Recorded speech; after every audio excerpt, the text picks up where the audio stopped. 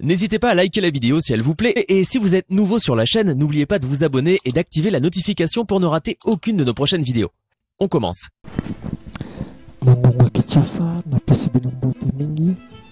bandeko oyotala biso partout na monde entier. Merci boza kosabone massivement na kati chaîne na biso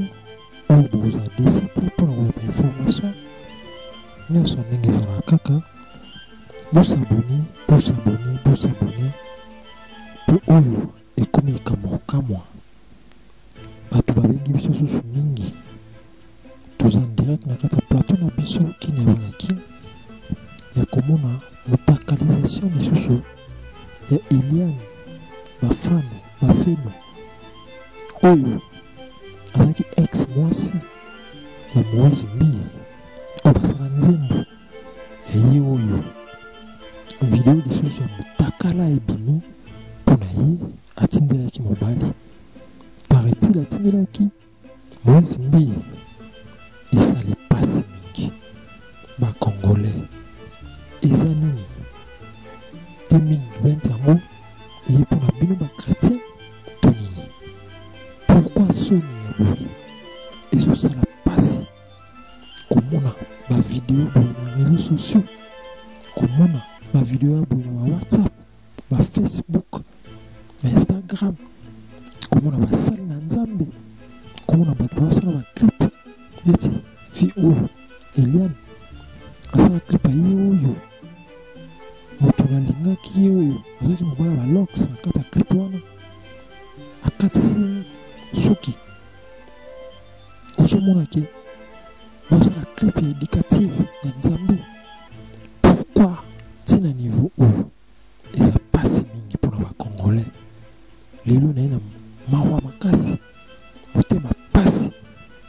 naza na kati ya studio nazosala émission na motema pasi appel babengi nga na lamusi nga na pongi nakoti motuka mbambu naketi na biro na studio mpona meka mpe tosolola eza nini yango osala biso bacongolais boyo biso mboka moko bo oyo tosambelaka mingi siko pourkui makambo ya boye esali soni makasi Eliane lisusu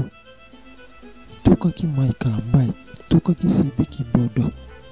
tokaki Peniel koto oyo soki Michel Bakenda Herman Kasongo tomoni Héritier Watanabe mtabanaki yango lelo ekomi lisusu na mwana oyo bafeno vraiment eza pasi mingi komona babosoto basextap oyo na kati ya Facebook na kati ya bawhatsapp esali soni makasi oyo mpo totia yango na YouTube eza te mpo toboyi bakanga biso chaîne na biso mpasi toliaka bamboki yango oyo en tout cas tochange biso bacongolais tochange ou soit bakanga réseaux sociaux mpona biso bacongolais bato mosusu balesaka bavi na bango bafutaka bandako mpona réseaux sociaux bakanga yango mpona biso bacongolais to nini tochange en tout cas biso bacongolais tochange comportement ya mabe boye kopubliaka motakala na kati ya Facebook na kati ya bawhatsapp ba réseaux sociaux soni makasi nga mongongo Kinshasa naleki pasi na butu ya lelo mpe kolela mawa na motema na nga bosabone video ezali natindela bino kaka nde tosalaka bosabone opesi nimero na yo natindela video ya Eliane bafeno basalaki clip ya ye oyo na Moïse Mbi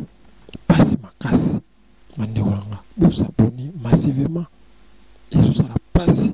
toza awa toza 1h30 na kati ya studio na biso awa na Kinshasa bosabone massivement mpo bozwa information bozwa bavideo oyo nyonso eza koleka na réseaux sociaux. Merci beaucoup bosabone. N'hésitez pas à liker la vidéo si elle vous plaît et si vous êtes nouveau sur la chaîne, n'oubliez pas de vous abonner et d'activer la notification pour ne rater aucune de nos prochaines vidéos. On commence.